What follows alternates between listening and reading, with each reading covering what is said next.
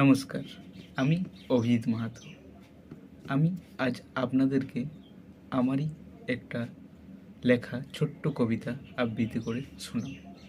যদি আপনাদের ভালো লেগে থাকে অবশ্যই জানাবেন। কবিতাটির নাম হচ্ছে স্কুল লাইফ। তুমি বলো অতীতের স্মৃতি, আমি শুনি স্কুলের ঘন্টি।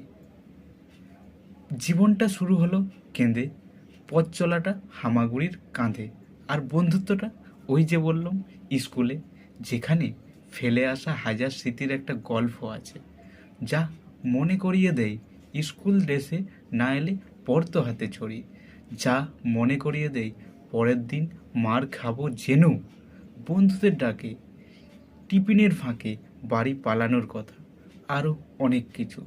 স্যার ম্যাডামদের দেওয়া কিছু বিশেষ নামের কথা, রেজাল্ট পেপারে নকল সাইনের